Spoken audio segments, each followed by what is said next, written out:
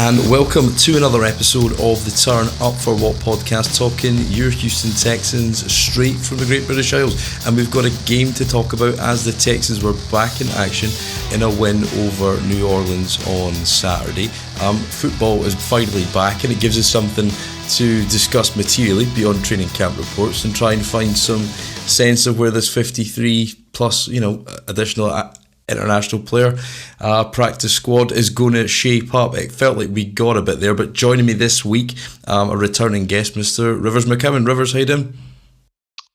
Just hanging in there. It's been a rough couple of weeks for me, personally, but excited to see some football finally, even if it was just a lot of Jeff Driscoll. Well, it was, yeah. I'll confess now, I didn't stay up till 1 a.m, kick off to watch Driscoll sling it all night. I'll be honest with you on that. But in terms of the just the general off-season, Rivers, how have you kind of seen that shape up, particularly as we've got into training camp? Has it been in line with your expectations, or how you seen this 22 Texans side shape up? I mean, it's kind of what we thought it was at the beginning of the offseason, right? Like, they didn't sign anybody big. They've got a lot of, kind of hole-patching guys like Steven Nelson out there. They're trying to run the fullback stuff. Now they've got 3 of them, I think, with Janovich and Harrison and Quessenberry. So, I mean, there's like material change, but it's not really in a direction where you're like, oh, well, this is obviously going to be great. This is obviously going to get better. There are guys that could make the team better, and there are young guys who could take a leap, and that's kind of at this point. Yeah, no, I to be honest, I had to pull up the 90-man roster to find out the other third fullback on. I wasn't aware, to be honest. So I think my attention to detail of this team's probably slipped over the last couple of years, just for sanity purpose more than anything else, right enough. But in terms of kind of the Saints win, then how do you kind of, I suppose, first of all, how do you put a pre-season game in its entirety into perspective? Because I think it's easy to overreact or latch onto things that are probably not there because it's a false environment in many ways. But how do you kind of view pre-season games, and what do you take out of them? I mean, really, in preseason, I'm trying to find guys who are winning one-on-one, because the schemes are pretty much all vanilla. Like, nothing we saw from Pep Hamilton, this Saturday is like, oh man, right in the game plan for week 1. So just trying to see guys who stand out physically, see guys who stand out athletically, see guys who win one-on-ones, break tackles, that sort of thing. And if they play in the second half, that doesn't mean they're necessarily going to be good or part of the 53, but at least you can see that they got to step up, and maybe they're going up the depth chart instead of down. Yeah, no, absolutely. I think it's you kind of get a feel for where guys are probably in their plans to some degree. Obviously, much of the starters don't play, therefore trying to judge the quality of your team and the difference makers on either side of the ball, it's impossible to do. But was it Dameon Pierce's show? Would you say he's the biggest takeaway from the game on Saturday? Yeah, for sure. I mean, he was running mostly with the second team line, so we don't know how that's going to work out against better defense, etc. But he did look good. He did make decisive cuts. He did pick up in pass pro. I'm really curious now because after the game, Lovie Smith was like, well, it takes time, but of course, we're excited about what we see. I'm very curious how quickly there will be like a fan riot, because I saw John McClain put out there like, hey, if you don't start him right away, you're not playing your best team. So I'm very curious how quickly that's going to flip the Texans, because I think if they run Rex Burkhead 15 times in week 1, nobody's going to be happy. Yeah, no, I think it's the vision, the patience, the burst, the willingness to put his body in there at the point of contact. What's being tackled, I think, is something that's just kind of refreshing, because I mean, how long has it been since you've seen a genuine quality runner back there? I mean, you could probably argue the tosser hasn't been one for many years, but like, I think he certainly looks like to have the initial billings of a lead back potentially. Would you go as far as that? What I came up with is this is the most excited I've been about a player in the backfield since pre-Achilles Deontay Foreman. Yeah, no, I think so. And that was the Arizona game, wasn't it? Where he was on the end zone, gets wiped out from behind as he's about to score, and he's probably not, like, I know he's at Carolina now this year, but yeah, he flashed so much promise, didn't he? And I think it's just it's probably the lack of personnel care and attention they've put into that position. Just that, Alfred Blue Days still haunt you at times. Always. So and then the complete misuse of Lamar Miller. So right through this the last couple of schemes, it's been pretty poor. But was there any other guys that stood out apart from Damien? I know this is kind of tough to do this on two series, but the other guy who's been getting a lot of camp buzz, no matter who you come from, if it's the guys on the ground or if it's the national guys, is, you got to watch out for Nico Collins. You got to watch out for Nico Collins. Nico Collins is doing so much. Didn't really see a lot from Nico Collins in the game. And this is something that, I feel like we also saw last year, where a lot of hype in the camp. He looks really good, obviously. He's got a big body to dream on. And we get to the games and, either nothing happens or it was fine. And so I'm very curious how that's going to play out. I never plan to play the starters more in week 2 against the Rams. I'm really hoping to see some good Nico Collins stuff, because I'd like to validate that hype a little bit. Well, that's it. And I think when you think how much they gave up, and I know it wasn't his fault he got injured in Cleveland last year, because he caught that, I think it was a slant he got it in, and he got injured on the play. Obviously, took a lot of his development, took a lot of momentum away from him. So there's mitigating factors. But yeah, I think we've had him reported as a camp star, much in the same way as Pharaoh Brown, I suppose, this year again. But yeah, you got to actually see some consistent level of production. I know he was okay towards the end of last year, probably more than Pharaoh, but certainly he's a guy that's, he's one of those inflection points on your roster. Do you need to go and replace that next offseason, or is he actually a viable starter in this league? And we don't know. And I think when you look at some of the frustrations I have with him, Rivers, is considering the frame, considering the measurables, he doesn't win a lot of contested catches, and he was kind of so not last year, no. Yeah, and I think he's quicker than some people actually give him credit for, and I think there's a variance of what you can use him for. But yeah, as you said, it's a watching brief there. I thought the defensive line looks good. I think we talked about the defense last week with Jordan, but I think that probably of one of the few positions, actually, there's no world beaters in there. There's certainly not any kind of game records, but I think the overall quality of the position, considering where we are at this stage, there was some flashes. Okrawonko on the outside, albeit later in the series when the starters start to slip out. But certainly, I think the defensive line looks serviceable. I think there was enough to get there. But I think you can't get too hyped again about beating third and fourth string linemen. Yeah, it's really hard to judge the quality of anybody in that game from about the start of quarter 2 on, because you had Ian Book, who had one of the worst NFL starts I've seen in my life last year, and Jeff Driscoll, who is a tight end who's converting to quarterback again. So it was like watching mid-tier SEC football. I'm not saying that it doesn't matter at all. I'm not saying that, if you don't want to get hyped on Kurt Hinish, you don't have to pretend like, oh man, Kurt Hinish just dominated this good competition. But he did okay. He proved himself, reasonably. But just, you got to discount everything that happened in the last 3 quarters of that game. Yeah, I think so. I think all you want to say, as you said, you want to see flashes, and you want to put, Hinish is a great example of, he's probably not ready to start, he's probably not ready to play, maybe 20, 30 snaps, but again, but he's potentially a development guy for you down the line when he gets acclimated to this level. Was there anybody that surprised you at all, or anybody that you didn't have in your thoughts that made some plays, or was it kind of as expected? I'll give you in a good way. A player who didn't play that well. My surprise is I was surprised that Eric Murray was out there as late as he was. And I think Eric Murray has been one of the most hotly contested players on the roster from a fan perspective. And just that nobody seems to know why he gets as much playing time as he did last year, and why the Texans like him as much as they do. So it was good for me to see Jonathan Owens step up, get that forced fumble. Obviously, into a real fumble, but recovery, but that's fine. And then to see, just to get our long-suffering safety out there in the second half, that made me feel like somebody's paying attention finally on the defense.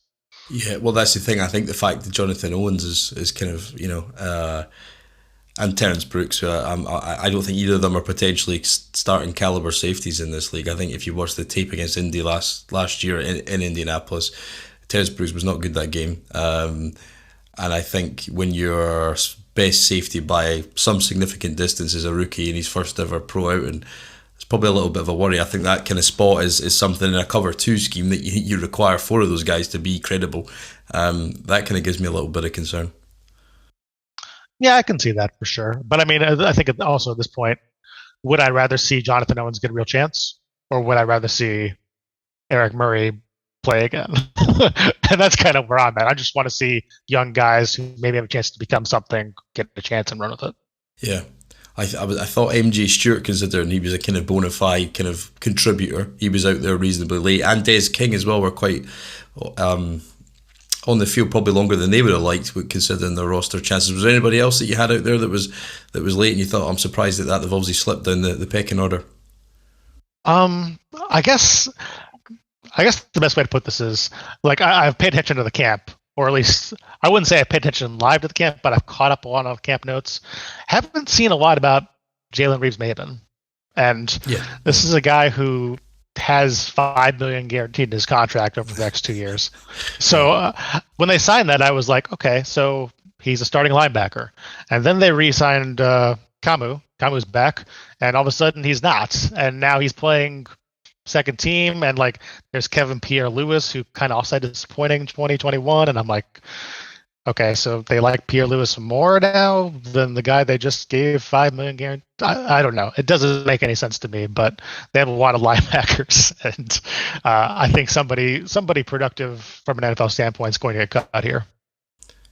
Yeah, but I thought that the Maybin deal seems a funny one, because actually if you look into the cap number next year, I think we're sitting at circa 45-46 million space, but with that money, before you make any moves, there's only 45 players under the roster, but Maybin's reasonably high in the pecking order in terms of actual money, which is quite interesting, because obviously they trade for Blake Cashman, who a guy Jalen zero awareness of, and he looked okay. You know, I think a lot of people said in New York he's actually a decent player, started as a rook, but injuries kind of curtailed his development a little bit. But you think, when you've got a guy like that who's on a basic minimum versus that, you wonder if that's another misevaluation. I suppose it's still early in the Caserio life cycle, but it is evaluating linebackers potentially an issue with the Kevin Pierre-Louis, and now this one as well. It's something to watch, I think. Well, I mean, even Christian Kirksey, who they protect and bubble wrap, and he's like their guy. Like, I wouldn't call him good. No. Like, he's I could say that I could maybe be convinced that he's been solid or productive, or like a word like that, but I wouldn't have said that his performance was good. And this is like the guy who they think so highly of, they sit him out the first preseason game. Their linebacker stuff is interesting. It's very interesting. Did you see his interview on the sideline, and they said, what have you done to improve, or what's going to be better about you? And he just said, I'm going to take the mental side of the game to another level. And I thought, right, okay, well, if that's the case, and I hope it's going to save you a couple of steps, because the depth and coverage at times is not what it's required to be. But the reason why the Cashman addition stood out, I thought he tipped that pass. I think it was going into Nick Vanette from Book, and there was a couple of times where he made good plays, and I thought Hansen as well, the undrafted guy, looked serviceable, I think, and they got this reasonable amount of game time. So an interesting one, because I've heard people say linebackers are strength of this team, but for me, on paper and from the sort of live tape that we've seen of these guys, I don't agree with that at all. I think it's an area that they might want to look to add, but it's definitely got a bit more of a picture on the team. What we didn't really get a picture for Rivers was the offense. I think the starters, or as close to starters, I don't think it was two back-to-back 3-and-outs, but it was near enough. A concern at this stage in terms of this offense? I've been concerned since day one. So, I mean, this wasn't a surprise to me at all. I can't say that watching the starters, I felt like this is going to go well. I think there are some outs for sure. There are guys who can take leaps like Nico, like Rep and Jordan, who, if they hit, really change a lot about how we think about things here. Obviously, Davis Mills can be better, we hope. And he definitely has the attitude to kind of showcase that he can do that, make that leap. But yeah, like just on raw talent, when they make those ESPN top 10 lists, you've got one guy on the entire team who makes a position list, and it's Larry Tunsil, who got that $35 million contract or whatever next year. It's not great. Well, that's. I come back to the question: is the lack of talent on the offensive side of the ball, and it feels like in some sense it's almost a year behind the defense in terms of development to try and forge some identity. I think that says a lot. But actually that's a great identity. What is their identity? Because their identity right now to me seems like, well, we're just going to find mismatches and we're going to attack with get the ball to our best players. What does that mean? What does that actually mean? It seems to me like the identity is we're going to run the ball. We've got some fullbacks and we're going to run some play action off of that. Now, that can work if you get those play action passes really dialed up well. But like as far as an identity, I'm having a hard time finding what that is. Well, yeah, I think they're definitely, well, as you hear with many offenses, a commitment to the run. But yeah, I thought, and I've not watched the All-22, it's not available yet, but watching just the broadcast copy, Rivers, I thought that what they rolled out there was kind of almost not similar, but I know it's pretty vanilla, so you can't really take too many schematic tendencies from it. But I thought it was very, very similar in a lot of the alignments and everything that they ran last year. I didn't think it was particularly transformational. What we've seen, obviously, they're not going to show their hand, but from your experience covering Pep Hamilton and other cities prior, what do you think his ideal offense is? Is it just exactly that? They're going to run the ball and a bit of play action and matchups and anything else? I mean, there's obviously a tendency towards the power scheme. I don't know if we've got the alignment to block it. But what do you think Pep's ideal is, considering the players he's got this year? I mean, I know that they want to get another tight end, and you saw that when they avoided the trade for Shaheen. I think that's kind of important to how they want to do things because they need another blocker right now to really run everything they want to run. I do think, it's going to tend towards the play action pass. That's kind of the biggest question of the season for me, is how successful they can be with that, because Tim Kelly's play action passes were just brutal, just ghastly for like 3 seasons. And before that, saved his job in 2017. That was almost because he made the Deshaun Watson play action passes work in his rookie year. And then it all regressed the next year. So if they can turn that around, find some explosive plays off that, I think that's going to really feed into everything they want to do. Get some guys out of the box maybe in some situations. But if they can't do anything with that, I'm really struggling to see what they're going to do beyond what they did last season, which is just throw a lot of short passes and, run clock. Yeah, because I think that's the concern, isn't it? Because, I mean, how do you view the play action pass? What do you think? What's the elements of a successful one? Because as you said, I remember 2017, it was masterful at times, and I think it was like the triple option almost to run at times, fakes in the backfield, reverses, etc. And that, and there was so much misdirection, and I never quite got back to that in a long time. But what do you think makes a play action passing attack successful, and do you think we've got the guys to do it? Well, I mean, Brandon Cooks is a good start for that for sure. I mean, you need somebody to thread deep. Obviously, you want somebody to go to the intermediate level, and the Texans like to do that Yankee stuff with Brian and Kelly, where they would have them cross in the middle, and that was it. And the reason those plays often die was because, well, teams just dropped back 5 or 6 guys, and they had no really outlet passes or anything like that. And so Watson would throw the ball at somebody's feet, or play would die, or whatever.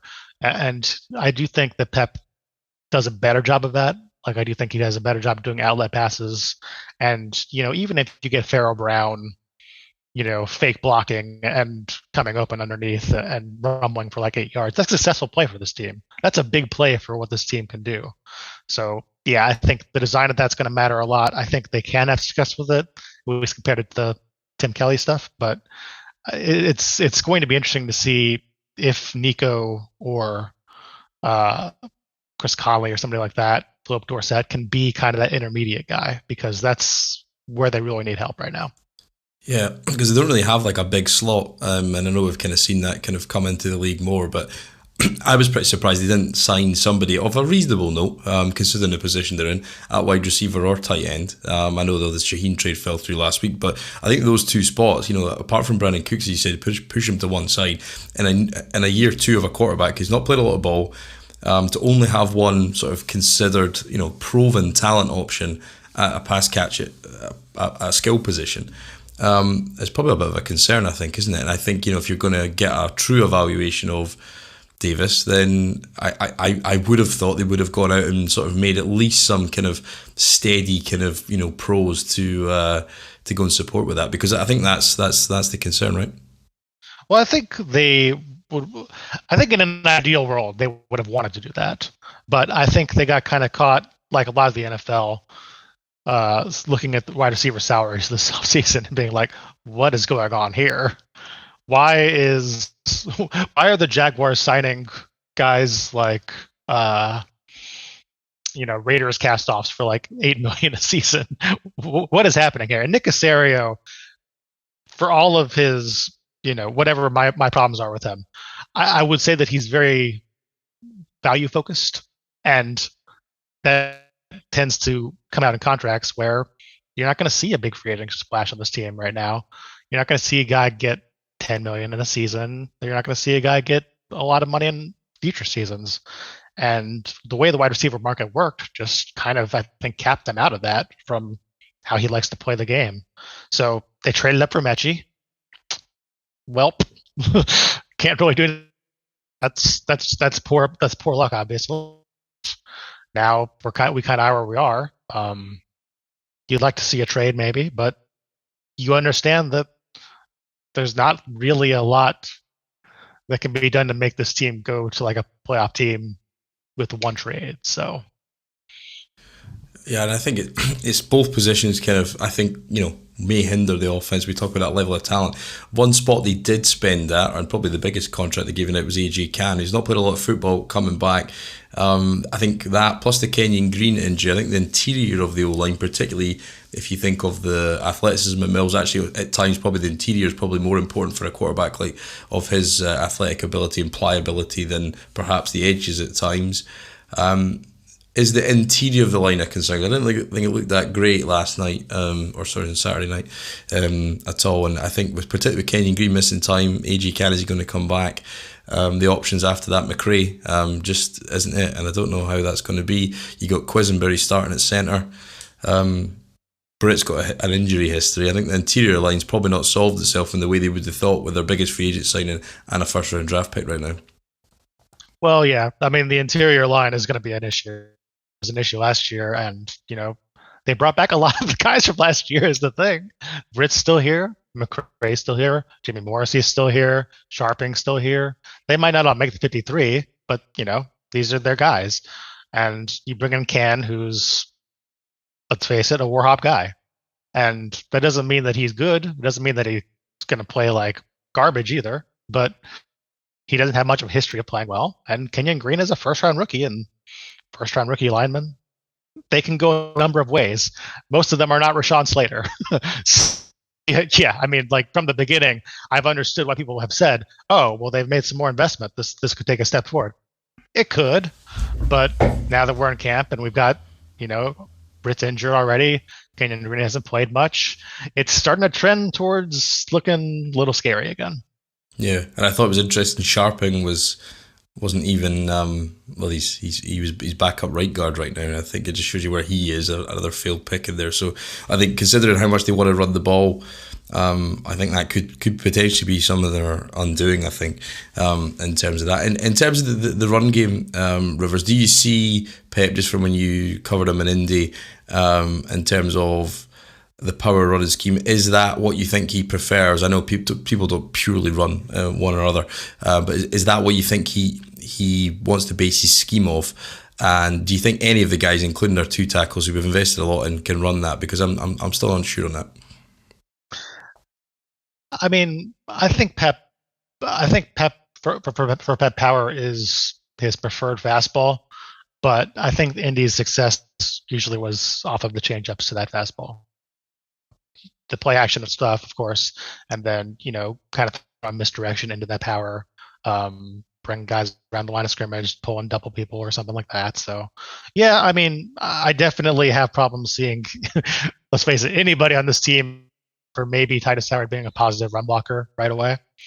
And when you throw in, more schematic elements that they're maybe not as used to running, yeah, I mean, it's a situation where I would be upset if I wasn't used to it.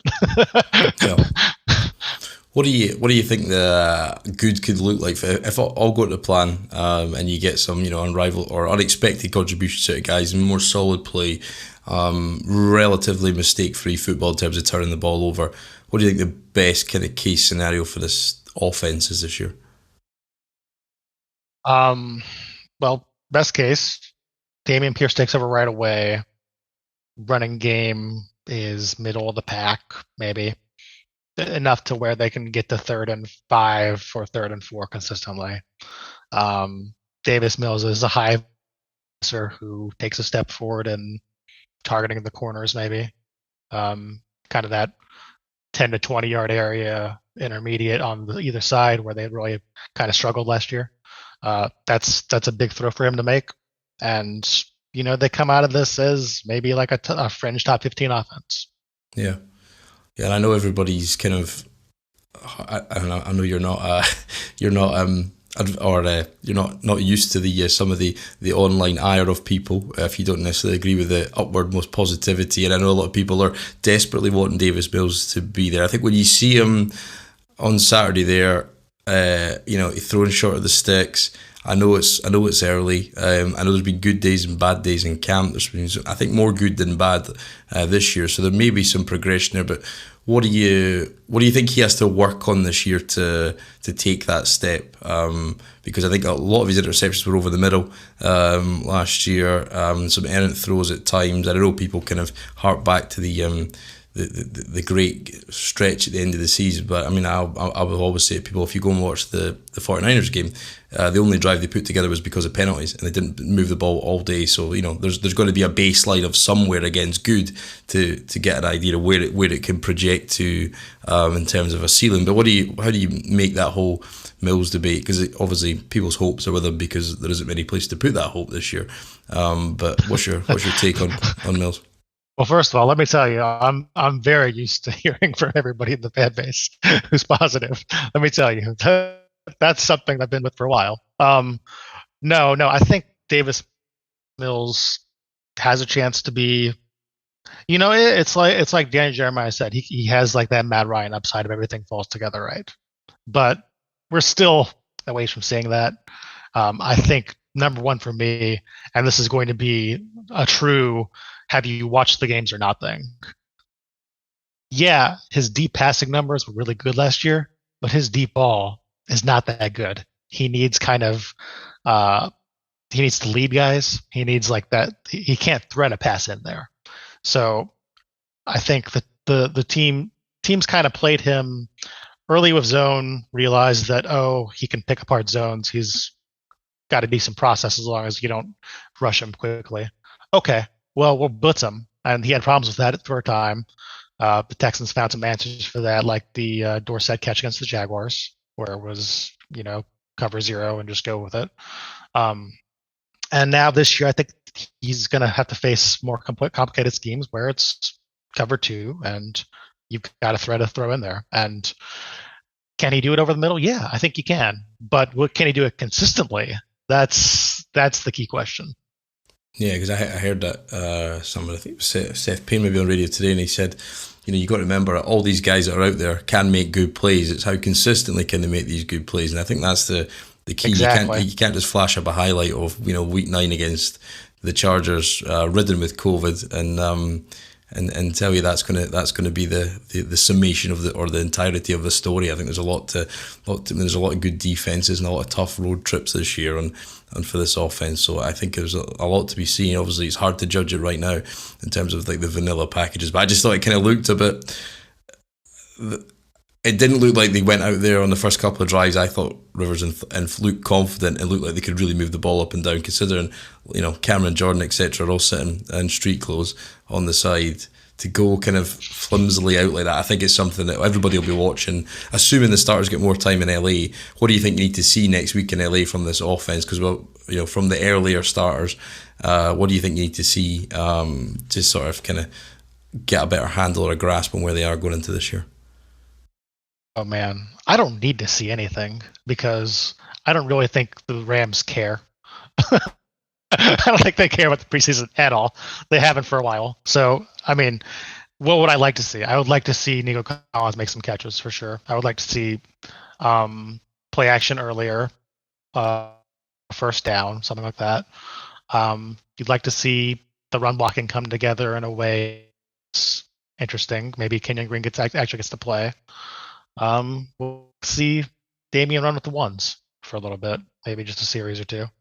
And yeah, I mean, I don't really put a lot of stock in preseason results as far as I need the offense to do something right away to justify it. Because you saw the Colts last week. They looked pretty bad, but they also were playing the Bills, who are one of the best defenses in the NFL, even if they are on their depth. And they were trying to win one-on-one, and that's not really their game. So I don't really look at that and be like, oh, well, the Colts are doomed. It's just a matter of where they are on man-to-man, one-on-one plays. Yeah, no, fair enough. I think, it's one of these things. I think it's like when you go to, we're not going to see much of the LA starters, and then the final preseason game is basically for the third and fourth stringers. So, yeah, hopefully it'll all be revealed week one. In terms of Kenyon Green, are you concerned about that? Because I think, speaking to somebody earlier, they didn't think he'd play this week either. One of the things that I really took out of Casario's pre-draft stuff, and there's a lot to talk about with him because he just says a lot of words. It's hard to keep up with all of those words. But one thing I really took away from that is when he was like, now, if a guy has a redshirt year, are we going to discount him? No, not necessarily. And I think with Kenyon Green, I wouldn't be surprised if this was a year where he struggles when he plays because he hasn't gotten enough practice time because he's been hurt. And not saying that he's going to be. I don't know that. Nobody knows that until he gets on the field. But I wouldn't be surprised if it ended up that way either. Yeah. And do you think tight end after the trade failing last week or for medical discrepancies, certainly where Miami sees his condition versus Houston, do you think tight end's a position they pick up on the cut down day, and in terms of kind of picking people on the waiver wire? Because when you look at that position, when you're going with Pharaoh Brown, who openly admitted last year this was the first roster he'd ever made, and then he just proceeded to get lots of penalties and try and fight guys after the whistle. When you're talking about him being your starting tight end, regardless where you are in the development curve, it feels like that position of all of them, if not, you could argue, is probably one of the shortest in terms of talent quality on this roster. Yeah, tight end's a really weird position to be trying to pick up talent on, because if you are even moderately talented as an NFL tight end, you just have a job for as long as you want it. And to that, I'd bring up what's the guy's name in Green Bay who's been there forever, who's the ex-Jaguar, Mercedes Lewis. He's been employed forever. And yeah, the Texans, would they like to pick up somebody there? I'm sure they would. But when you combine the Caserio kind of, well, I'll give you a 6th round pick ethos with trying to save money, not really trying to find a guy who I don't know, like if they want to bring in somebody, sure, they'll bring in somebody young and maybe they'll be good. But like an NFL talent guy, that might be they're willing to pay. Yeah. Yeah, and what do you think, because as you sort of evaluate in this roster, what do you think the big spots are on this team that we need to get right across the roster? What do you think the big spots are that they need to get answers from this year? I know obviously quarterback's one, because it just seems like, and obviously a lot will change in a year, but it seems like a hell of a year for quarterbacks. There seems to be a number of guys right across the college landscape that could potentially be first round picks. I'm sure that will change, but where do you think they need to get the most answers on this year in terms of certain guys? Because there isn't a huge amount of guys that are going to need the new contracts, probably apart from Titus Howard, Jonathan Grenard in a year or so. But where's the spots you think they need answers from in terms of some of these more premium spots in the draft? Because obviously you go corner this year, more tried and tested vets up front, and that may haunt them in terms of the pressure rates they can get. But where do you think's the key spots they need to understand what they need to sort of cornerstone a roster out in terms of talent?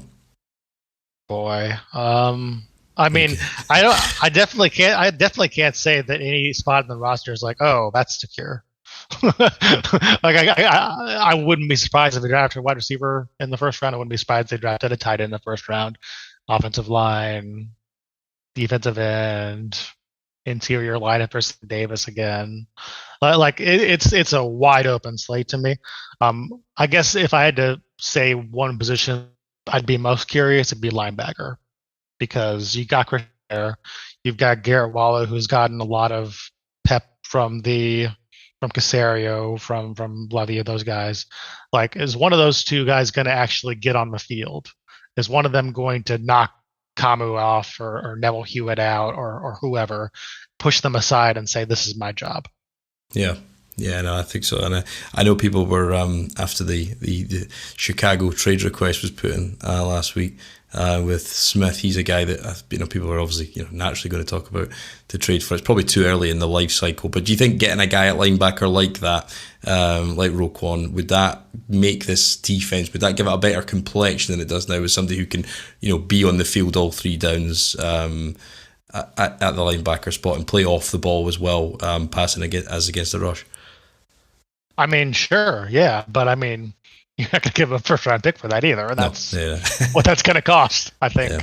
So ultimately, I mean, it's fun to dream about these things. Where the Texans are as an organization and as a roster is kind of in a spot where trading for anybody that good, unless it's like a discounted scenario, or they get a steal of a deal, or the guy for 3 years or whatever. It's really hard to swing that kind of trade.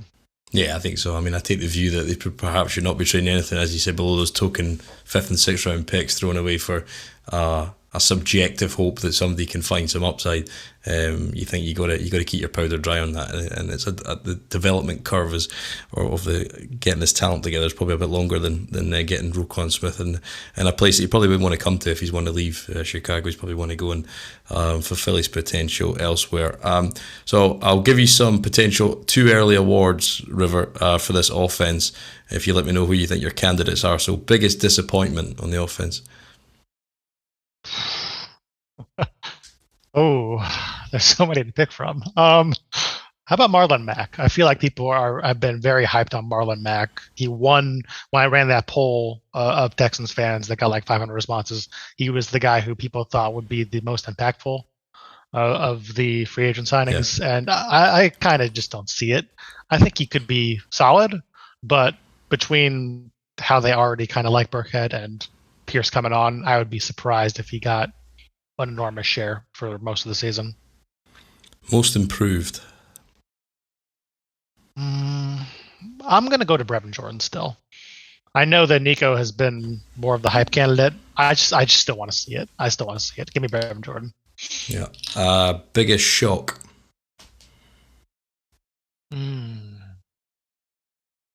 Biggest shock.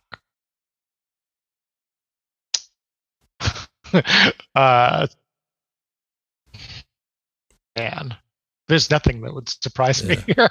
I think just from a draft perspective, I think I'm concerned about Green. I think if he's not starting at left guard and you pick a guy in a position which takes you sometimes 2, even 3 years to click, if he doesn't play year one, I know it's not a lost year in terms of the team output, but I think certainly for his development, and if you're in a position where you potentially only get 2 good years out of him before you have to look at a new contract, when you pick somebody that high, when it'll always be compared to Kyle Hamilton, when it'll always be but Jordan Davis, Zion Johnson was still on the board, all reports from LA that he's successful. I think that one could be the disappointing just because it's a what you could have had scenario potentially. Oh man, yeah, for sure. There's a lot of what ifs with that. How about this? How about this? Starts more than 4 games. Who's that, sorry? Charlie Heck. Ooh. Well, he was not good on Saturday. I thought he struggled at left tackle. But they love him. They love him. Well, they did, and I don't know, and I know we don't want to go down the rabbit hole, but of the certain VP of Ops hanging around, but his influence seems to have lessened. He was directly involved with the Eric Murray signing, so I hope just for logic to prevail more than anything else, but his influence of that is lessened. But I don't know if this current regime loves him as much as the last one did. But it was good to see Nick Martin out there, and I was thinking when he gave away that holding penalty, if he'd brought the gym equipment back to the building after his much heralded contract. Which, when you see him now, not to digress, but when you see him now as a backup for a good offensive line, is where he is. That's where he's found his position in the market. It just makes that contract look even worse still, I think, as time goes on. Not that it ever looked like it was going to be value, but yeah, seeing Nick Martin pop up there as a backup making errors, it's part of the reason. Probably a very fitting anecdote of why we're in this position, I think.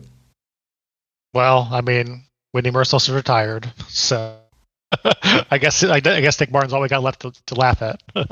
Well, that's it. Yeah, I know. I think it was it showed it. And then final one, end on a positive note, or positive MVP of the offense. It's probably only one name really, but Brandon Cooks. Yeah. Yeah. Now, my question for you, right, is that when the reports for training camp is Brandon Cooks is head and shoulders above everybody else, nobody can cover him. Is that a reflection more of the rest of the defense he's going against rather than Brandon Cooks? Because on a Sunday, yeah, he's a productive player, but he's not, an all-world, all-pro type of talent. We know that. Like, he doesn't project as that in terms of his measurables, although he's quick. He's certainly shifty. He's a pro's pro. He gets a lot out of his talent that he's got. But when you see the reports consistently that he's completely dominating in camp, I tend to think that's potential reflection on his competition, as similar to the Nico kind of narrative. What do you think?